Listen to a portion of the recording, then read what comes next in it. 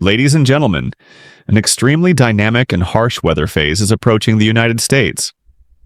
Over the next 7 to 10 days, the entire territory will face two consecutive strong storm systems, an Arctic air mass plunging deep into the south, along with a massive atmospheric river forming offshore in the Pacific Ocean, preparing to strike the west coast. This is considered one of the largest and most complex weather combinations since the beginning of autumn this year, promising to bring significant fluctuations from the Midwest to the Pacific coast. Currently, on the weather map, a trough extending from Canada stretches down into the central United States, where a shortwave is actively enhancing energy for the southern convective cloud system. This system is the first storm, generating intense convective activity from the Mississippi River Delta to the Ohio River Valley. On Friday afternoon and evening, the states of Tennessee, Kentucky, West Virginia, and part of Ohio will be directly affected, with strong thunderstorms, widespread gusty winds, and the potential for brief tornadoes. According to data from the National Forecasting Center, the tornado risk is currently low to medium, but the atmospheric structure can create fast-moving supercell storms, causing localized vortices and large hail. Residents of Mississippi, Alabama, and Georgia should also be extremely vigilant, especially from late afternoon to midnight on Friday, when moist air from the Gulf of Mexico is strongly drawn northward, creating high instability in the convective layer, making thunderstorms potentially develop more violently than usual. Immediately afterward on Saturday, the second storm system will move in, assessed as stronger and more dangerous.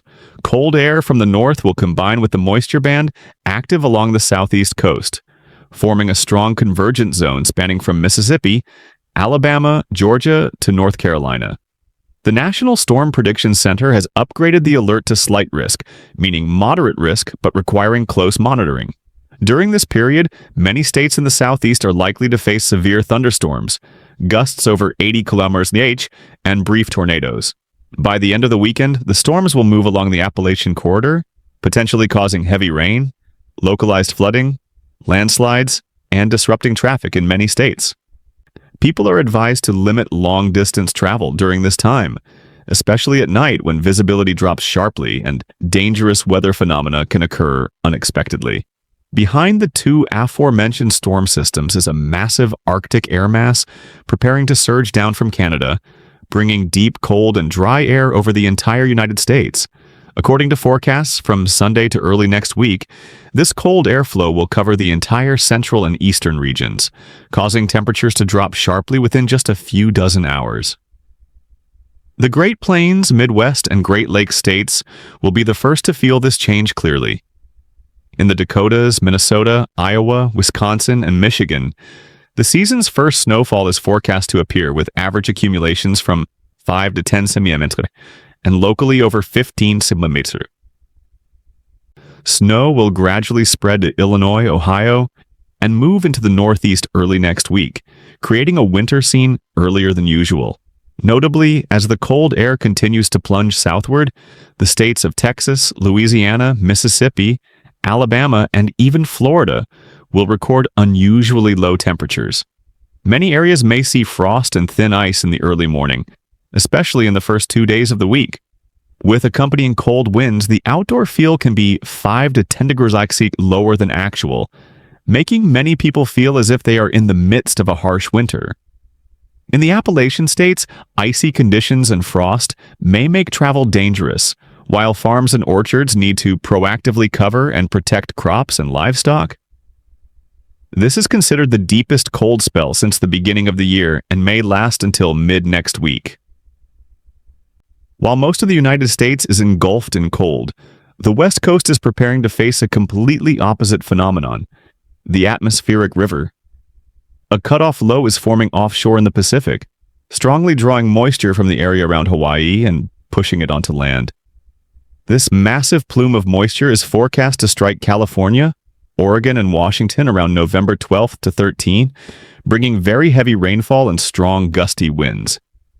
It is estimated that cities such as San Francisco, Sacramento, Redding, and Eugene could receive up to 150 millimeters of rain in just a few days, accompanied by the risk of landslides, flooding, and coastal gale force winds. This atmospheric river is considered stronger than the previous one, which caused at least 7 landslides, numerous fallen trees, and nearly 100,000 households without power in the Pacific Northwest. The National Weather Service has issued an early warning of a moderate risk of heavy rainfall for nearly the entire state of California during November 13th to 19. Mountainous and coastal localities are required to be ready to respond to flash floods, landslides, and weakened soil conditions after many consecutive days of rain. At the same time, in the east, the consequences of the recent strong wind event have not been fully remedied. As of this morning, more than 90,000 households in Pennsylvania, New Jersey, and neighboring states are still without power. Many streets are blocked by fallen trees, downed power lines, and traffic is paralyzed.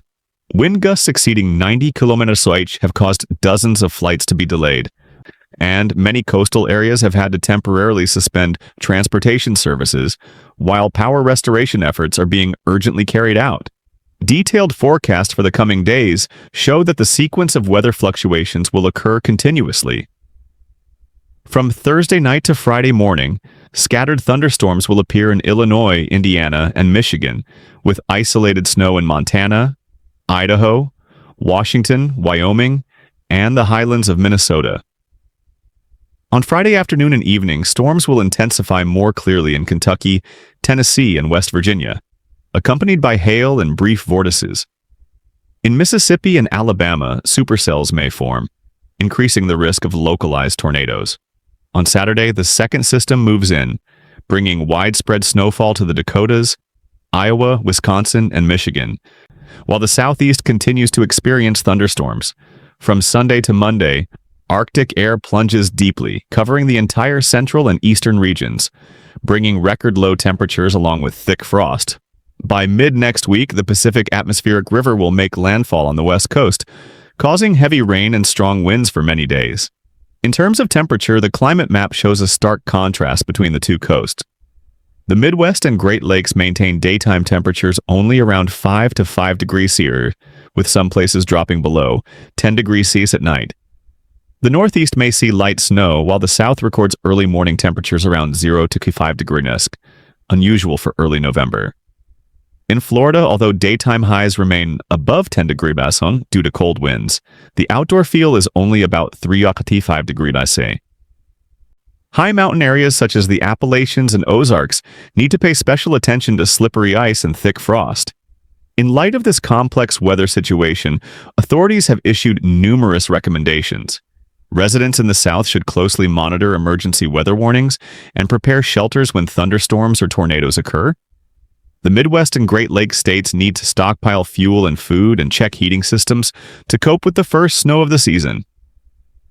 The Northeast should limit travel near large trees and power lines on windy days and ensure backup power sources are available. The West Coast needs to clean roofs and drainage systems and avoid traveling into hilly areas during prolonged heavy rain. Farmers nationwide are also advised to protect livestock and crops, check barns, and implement timely anti-cold measures. Ladies and gentlemen, the United States is entering a week full of nature's challenges, as storms, snow, cold, and floods simultaneously threaten a wide area.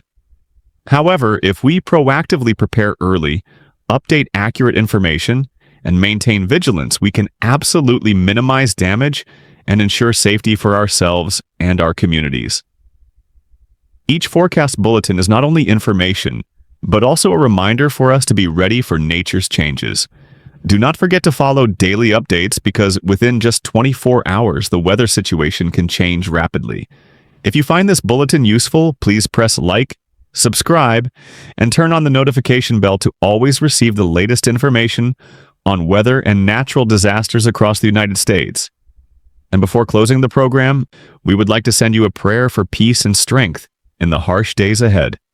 O Lord, search my heart, know all my thoughts, and lead me on the path of eternal peace. May God keep you and your family safe amid nature's upheavals.